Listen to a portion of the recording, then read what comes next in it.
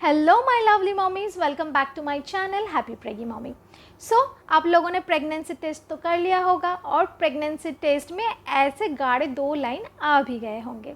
सो आपके pregnancy confirm भी हो गया और अभी धीरे धीरे आप 1 बाय 1 स्टेप फॉरवर्ड मूव कर रहे हैं एंड एक टाइम आएगा जब आपके डिलीवरी भी हो जाएगा एंड आपके ब्यूटीफुल बेबी आपके पास आ जाएंगे। वो दिन बहुत ही ज़्यादा खूबसूरत होता है एंड उस टाइम पे जो इमोशंस होता है मम्मियों के लिए तो बहुत ही स्पेशल होती है। बट वो दिन देखने के लिए जैसे हमको खुश रहना भी ज़रूरी है, अच्छा खाना पीना खाना भी ज़रूरी है, बैलेंस डाइट लेना भी ज़रूरी है, स्ट्रेस लेना मना है, ठीक वैसे ही कुछ ऐसे डेंजर साइन है जो प्रेगनेंसी के किसी भी मोमेंट पे आ सकता है, उसके ऊपर बहुत ही ज़्यादा ध्यान रखना ज़रूरी है।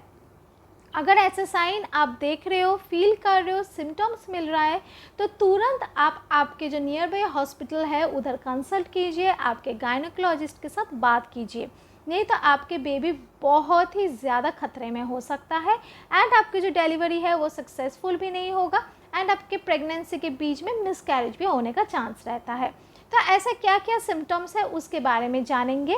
देखिए 80% ऑफ द प्रेगनेंसी बहुत ही हेल्दी होता है बट 20% प्रेगनेंसी में हाई रिस्क होता है। अगर हाई रिस्क नहीं भी होता है तो बीच बिछाले यानी कि प्रेगनेंसी के मिड ऑफ द मंथ में जाके ये हाई रिस्क बन जाता है। अच्छा भले प्रेगनेंसी तो चल रहा था, अचानक से हाई रिस्क प्रेगनेंसी में बदल गया। क्यों होता है, कैसे होता है, सब कुछ इस वीडियो में हम डिस्कस करेंगे। और अगर पहली बार आप लोग हमारे चैनल पे आए हैं तो ज़रूर चैनल को लाइक करना, शेयर करना एंड सब्सक्राइब करना। सो विदाउट एनी आडू let's get started with the video. सबसे पहला जो सिम्टम आपको मिलेगा और जो फर्स्ट डेंजर साइन जिसके बारे में मैं आप लोगों के साथ डिस्कस करूँगी वो है ब्लीडिंग होना। अब ब्लीडिंग के ऊपर मैंने एक प्रॉपर वीडियो बना के रखे हैं। अगर आप मेरे रेगुलर वीडियोस देखते होंगे तो वो वीडियो आप लोग श्योर देखे होंगे कि ब्लीडिंग क्यों होता है, अलग अलग ब्लीडिंग का अलग अलग मतलब होता है, तो किस किस टाइप की ब्लीडिंग्स आते हैं प्रेगनेंसी में और किस ब्लीडिंग का मतलब क्या होता है। तो मैं आप लोगों को बता दूं, प्रेगनेंसी में कभी कभी ब्लीडिंग आना बहुत ही नॉर्मल है। जैसे कि जब आप प्रेगनेंसी के लिए ट्राई कर रहे हो और अभी तक आपने प्रेगनेंसी किट में टेस्ट भी नहीं किया है कि प्रेगनेंसी पॉजिटिव है या नेगेटिव है, उस केस में अचानक से आपने देखा छोटा सा एक ब्लड का ड्रॉप गिरा जैसे आपने यूरिन किया, या आप घर के आंगन में बैठे हो और अचानक से आपके जो लोअर है उसके ऊपर थोड़ा सा ब्लड का ड्रॉप गिरा। आपने पैड तो लिया पर पैड भीगा नहीं, छोटा सा हल्का छोटा मोटा ब्राउनिश डिस्चार्ज हुआ, तो ये इम्प्लांटेशन ब्लीडिंग है। ये क्यों होता है? क्योंकि जो हमारे शरीर में एम्ब्रियो ग्रो करते हैं, हमारे यूट्रस में आके जब वो इम्प्लांट होता है तो खुदाई करते हैं, यानी कि यूट्रस का अगर ये लाइनिंग है तो उसमें खुदाई करते हैं। जब खुदाई करता है तो क्या होता है, वो उधर अपना जगह बनाता है एंड थोड़ा सा उधर से ब्लड निकलता है, क्योंकि यूट्रस का लाइनिंग मतलब है एंडोमेट्रिक लाइनिंग अर्थात ब्लड का लाइनिंग। तो ब्लड थोड़ा सा टिकलिंग ब्लड निकलता है उस टाइम में, ये बहुत ही नॉर्मल है। अगर फर्स्ट ट्राइमेस्टर में ब्लीडिंग होता है तो बहुत ही एविडेंट साइन होता है मिसकैरेज का। मैक्सिमम केस में देखा गया है अगर फर्स्ट प्रेगनेंसी हो तो फर्स्ट ट्राइमेस्टर यानी कि पहले के 3 महीने के बीच में मिसकैरेज हो जाने का चांस बहुत हाई रहता है। क्यों? पहली बात तो ये है, जो फर्स्ट टाइम माँ बनते हैं उनको पता ही नहीं होता है कि वो प्रेग्नेंट हुए हैं कि नहीं। सेकेंडली, अगर उनको पता चलता है तो कैसे प्रेगनेंसी में रहना होता है वो मिनिमम अवेयरनेस नहीं होता है क्योंकि एक्सपीरियंस नहीं है। थर्ड, कुछ ऐसा काम कर लेते हैं, कुछ ऐसा स्ट्रेस ले लेते हैं, कुछ ऐसा विगोरस एक्सरसाइज कर लेते हैं, कुछ ऐसा खा भी लेते हैं जिससे मिसकैरेज हो जाता है। तो फर्स्ट ट्राइमेस्टर में मिसकैरेज होना बहुत ही कॉमन है। जिन्होंने प्लान्ड प्रेगनेंसी किया है उस केस में देखा गया है कि मिसकैरेज का चांस कम होता है। सेकेंड ट्राइमेस्टर में अगर एविडेंट ब्लीडिंग होता है यानी कि ब्राइट रेड ब्लीडिंग होता है तो इसका मतलब है प्रीमैच्योर डिलीवरी होने का चांस हो रहा है, आपके शरीर में बन रहा है। तुरंत आपको आपके गायनेकोलॉजिस्ट के साथ कंसल्ट करना है, क्योंकि सेकेंड ट्राइमेस्टर में अगर बेबी डिलीवर होता है तो बचने का चांस बहुत कम होता है। ऑक्सीजन बच्चे का लेने का जो कैपेबिलिटी है वो बिल्ड नहीं किया है, नाक से यानी कि नॉस्ट्रिल से जो वो ब्रीथ लेकर, लंग्स उतना अच्छे तरीके से ग्रो नहीं किया है, डेवलप नहीं हुआ है कि वो पेट के बाहर आके नॉर्मली हमारे जैसे नाक से ऑक्सीजन ले। अभी भी वो प्लेसेंटा के ऊपर ही डिपेंडेंट है, और अगर ऐसा नहीं होता है तो बच्चे का बचने का चांस कम हो जाता है। अब इस केस में मैं बता दूं, प्लेसेंटा प्रीविया एक प्रॉब्लम है, यानी कि बच्चे जब धीरे धीरे बड़े होते हैं उसके साथ प्लेसेंटा नाम का एक ऑर्गेन बनता है। बच्चे के बड़े होते हुए ये प्लेसेंटा भी बड़ा होता है एंड मम्मी के शरीर से जितने भी इंपॉर्टेंट न्यूट्रिएंट्स हैं वो बच्चे तक पहुंचता है, एंड बच्चे के शरीर से जो भी वेस्ट मटेरियल है वो मम्मी के शरीर से निकालते हैं। प्लेसेंटा का यही काम होता है, साथ के साथ ऑक्सीजन भी सप्लाई करते हैं बच्चे के शरीर में। ब्लड सप्लाई भी जाता है, अर्थात ब्लड का सर्कुलेशन बच्चे के शरीर में प्लेसेंटा के थ्रू से ही होता है। प्लेसेंटा मैक्सिमम टाइम या तो लेफ्ट साइड में, या तो राइट साइड में, या तो सामने, नहीं तो पीछे, नहीं तो ऊपर, इस सिचुएशन में पाया जाता है। किसी किसी केस में प्लेसेंटा बिल्कुल सर्विक्स के पास होता है, यानी कि बच्चेदानी के मुंह के सामने, अर्थात नीचे के तरफ।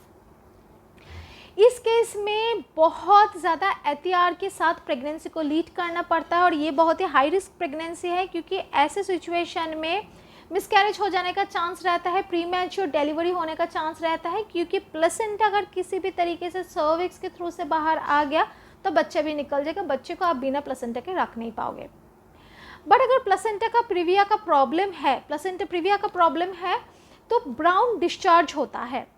बट ब्राउन डिस्चार्ज जो होता है उसमें कोई दर्द नहीं होता है। जी हाँ, ये तो घबराने वाला चीज़ है, आपको आपके गायनेकोलॉजिस्ट के साथ कंसल्ट ज़रूर करना चाहिए, वो आपको बिल्कुल बेड रेस्ट दे देंगे, कोई भी काम नहीं करना होता है। इस केस में प्रॉपर रेस्ट में रहना होता है अगर प्लेसेंटा प्रीविया का हाई रिस्क प्रेगनेंसी का प्रॉब्लम है तो। बट इस केस में ब्राउनिश डिस्चार्ज होता है, थोड़ा बहुत ब्राइट रेड हो सकता है, बट कोई पेन नहीं होता है। बट अगर मिसकैरेज का सिम्टम आता है तो देखिए, हर एक प्रेगनेंसी के जो डेंजर सिम्टम होते हैं वो पहले से आपको मिल जाता है। इस केस में भी अगर आपको ब्राइट रेड ब्लड दिखने को मिल रहा है तो तुरंत गायनेकोलॉजिस्ट के साथ कंसल्ट कीजिए, क्योंकि मिसकैरेज या तो प्रीमैच्योर डिलीवरी का चांस रहता है। अब आते हैं next most important topic, that is बच्चे का मूवमेंट। बहुत ज़रूरी है। 3.5 महीने के बाद हर एक मम्मी बच्चे का मूवमेंट फील करने लगते हैं, बट ये बच्चे का मूवमेंट कभी कभी किसी किसी को बहुत लेट फील होता है। इसके बहुत सारे रीज़न हैं, जैसे कि बहुत ज़्यादा एमनोटिक फ्लूइड हो जाना, पेट के एब्डोमेन में काफ़ी सारा फैट्स हो जाना, उसके साथ साथ अगर प्लेसेंटा एंटीरियर है यानी कि सामने की तरफ है तो पेट के नीचे आ जाता है प्लेसेंटा, बच्चे का मूवमेंट आता नहीं है, लेट आते हैं। तो ये सब कॉमन चीज़ है, इससे घबराने की कोई चीज़ नहीं है कि क्यों मेरे बेबी का मूवमेंट लेट आ रहा है। बट जैसे आप 5वां महीना ख़त्म करेंगे, 6वें महीने में एंटर करेंगे, उस टाइम पे आपके बेबी का मूवमेंट इतना ज़्यादा स्ट्रांग हो जाता है कि आपको फील होना लाजमी है। बेबी का मसल डेवलपमेंट हो चुका है, हड्डियों का डेवलपमेंट हो चुका है, बेबी अभी जो मूवमेंट करता है उसके साथ ब्रेन का कोऑर्डिनेशन प्रॉपर तरीके से होता है, तो अभी बच्चे का जो मूवमेंट है वो बड़े आसानी से आपको फील होना ज़रूरी है। एक दिन में कम से कम 20 बार बच्चे का मूवमेंट होनी चाहिए, यानी कि 12 घंटे में 10 बार मूवमेंट होना ज़रूरी है। ये हॉस्पिटल से भी बोल देते हैं, आपके गायनेकोलॉजिस्ट भी आपको ये सजेशन ज़रूर देंगे। अगर बच्चा मूवमेंट नहीं ले रहा है, आपने मीठा खा लिया, मीठा से बच्चा बहुत आसानी से अपना प्रेजेंस दिखाते हैं, आप लाउड कोई साउंड सुन लिया, कोई हेवी कैओटिक सिचुएशन में हो, आप बच्चे के साथ बात कर रहे हो, वॉक कर रहे हो, रेस्ट कर रहे हो, फिर भी बच्चे का कोई मूवमेंट नहीं है, तो ज़रूर ईवीएसजी करवाइए। कभी कभी बच्चा डिस्ट्रेस में चला जाता है, उसके बॉडी में काफ़ी ज़्यादा स्ट्रेस आ जाता है, ये काफ़ी रीजंस के वजह से होता है। ब्लड का सर्कुलेशन कम है, किसी ऑर्गन्स का डिफ़िकल्टी है, हार्ट में होल आ गया है, अच्छे से ब्लड सप्लाई नहीं हो रहा है, न्यूट्रिशन नहीं पहुंच रहा है, प्लेसेंटा का कोई प्रॉब्लम हो रहा है, ऑक्सीजन की कमी हो रहा है, काफ़ी सारे रीजंस हो सकता है। तुरंत यूएसजी करवाइए एंड गायनेकोलॉजिस्ट के साथ कंसल्ट कीजिए। अगर आपके एमनोटिक फ्लूइड कम है, यानी कि लो एमनोटिक फ्लूइड का प्रॉब्लम है, तो भी आपको बहुत ध्यान रखना ज़रूरी है, क्योंकि बच्चा सूख जाने का चांस रहता है, डिहाइड्रेटेड होने का चांस रहता है। एमनोटिक फ्लूइड प्रॉपर होना बहुत ज़्यादा ज़रूरी है, क्योंकि उसी एमनोटिक फ्लूइड के अंदर बच्चा रहता है, उसी एमनोटिक फ्लूइड को बच्चा पीता है एंड उधर ही यूरिनेट करते हैं। एडिक्वेट एमनोटिक फ्लूइड होना बहुत ज़्यादा ज़रूरी है, क्योंकि बच्चा धीरे धीरे बढ़ता है एंड बच्चे के साइज़ के अकॉर्डिंग अगर एमनोटिक फ्लूइड आपके यूट्रस में नहीं है तो बच्चा बहुत ही आसानी से ड्राई हो जाएगा, सूख जाएगा एंड डेवलपमेंट भी नहीं होगा। उसके साथ साथ अगर आपको बहुत ही ज़्यादा हेडेक हो रहा है, चक्कर आ रहा है, ब्लैकआउट हो रहा है, मिर्गी जैसा हो रहा है, तो ज़रूर डॉक्टर के साथ कंसल्ट कीजिए। आपका बीपी फ्लक्चुएशन हो सकता है, बीपी लो हो सकता है। अगर बीपी का प्रॉब्लम आता है तो भी बहुत ही रिस्की प्रेगनेंसी माना जाता है, क्योंकि प्रीमैच्योर डिलीवरी हो जाने का चांस रहता है। तो अगर ऐसा आप फेस कर रहे हो तो तुरंत आप अपने गायनेकोलॉजिस्ट के साथ कंसल्ट कीजिए। नेक्स्ट आते हैं एक्सेस स्वेलिंग या एक्सेस फीवर। देखिए, पूरे प्रेगनेंसी यानी कि 9 महीने के अंदर सीज़न अप एंड डाउन होता है, कभी गर्मी, कभी ठंडा, कभी बरसात। तो ऐसे सीज़न चेंज के टाइम में बुखार होना, थोड़ा सा तबीयत ख़राब लगना, सर्दी जुकाम होना नॉर्मल है। बट अगर आपकी फ़ीवर बहुत ही हाई पे जा रहा है और बिल्कुल भी नहीं कम हो रहा है, परसिस्ट कर रहा है, डे आफ्टर डे पैरासीटामोल आप ले रहे हो, फिर भी कोई काम नहीं हो रहा है, तो हाई बीपी का प्रॉब्लम आना बहुत ही ज़्यादा लाजमी है। उसके साथ साथ अगर स्वेलिंग हो रहा है, पैर फूल रहा है, हाथ फूल रहा है, काफ़ी टाइम से ये होता है, वेरिकोस वेन हो रहा है या कि आपके नाड़े फूल रहा है, पैर में खींच आ रहा है, तो भी बीपी हाई होने का चांस रहता है। इसके साथ साथ अगर आपको बहुत ज़्यादा ब्रीदिंग डिफ़िकल्टी हो रहा है, यानी कि सांस लेने में दिक्कत हो रहा है, यानी कि ऑक्सीजन की कमी हो रहा है, तो आप एनीमेटिक हो सकते हो, आपके हेमोग्लोबिन डाउन हो सकता है, आपके शरीर में ब्लड कम हो सकता है। देखिए, डॉक्टर तो एज अ प्रिकॉशन आपको आयरन के कैप्सूल्स दे देते हैं, आपको कैल्शियम दे देते हैं, फॉलिक एसिड एंड मल्टीविटामिन दे देते हैं, डीएच दे देते हैं।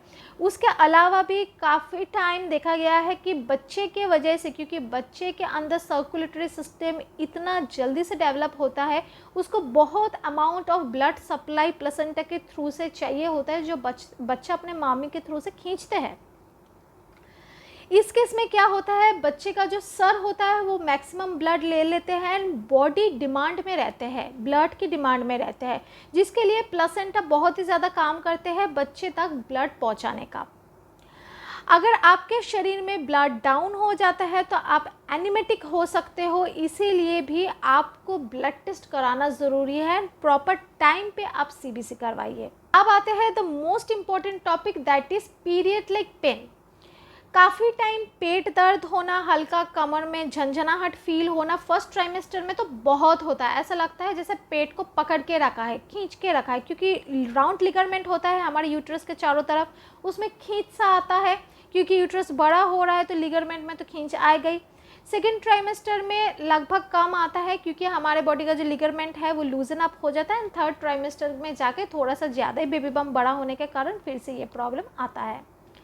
बट पीरियड जैसा पेन अगर इंटेंस होता जा रहा है, धीरे धीरे ये पेन बढ़ रहा है और आपको लग रहा है कि आप सह नहीं पा रहे हो, तो सर्विक्स ओपन होने का चांस रह जाता है, यानी कि बच्चेदानी का मुंह खुलना।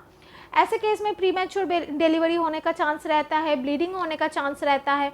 तुरंत आप अपने गायनेकोलॉजिस्ट के साथ कंसल्ट कीजिए, यूएसजी करवाइए, ताकि पहले से ही आपको पता चल जाए एंड आप प्रिकॉशन ले पाओ। उसके साथ साथ अगर आपको वाटर ब्रेक हो गया है, यानी कि अनकंट्रोल्ड पानी निकल रहा है, आप उसको कंट्रोल ही नहीं कर पा रहे हो, तो बेबी बहुत ही ज़्यादा खतरे में हो सकता है, क्योंकि पेट के अंदर से अगर एमनोटिक फ्लूइड एक बार बाहर निकल गया तो बच्चा पूरे तरीके से सफ़र करना स्टार्ट कर देगा, उसको ऑक्सीजन नहीं मिलेगा, बच्चा अंदर तरसेगा, उसको रहने के लिए, मूव करने के लिए, सांस लेने के लिए कोई भी मेथड नहीं होगा अंदर, तुरंत आपका डिलीवरी कराना पड़ेगा। मेरे केस में ऐसा ही हो गया था, मेरा वाटर ब्रेक हो गया था और मुझे कोई पेन नहीं आ रहा था, बीच में बेबी ने पॉटी भी कर लिया था तो मेकोनम स्टेन हो गया था, साथ के साथ मुझे सिजरियन ओटी करना पड़ा था 36 वीक्स में ही।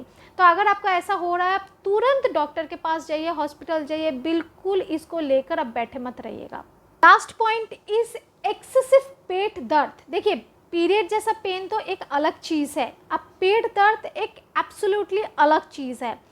काफ़ी टाइम क्या होता है, गैस एसिडिटी के कारण प्रेगनेंसी में पेट दर्द होता है, दिस इज़ वेरी नॉर्मल।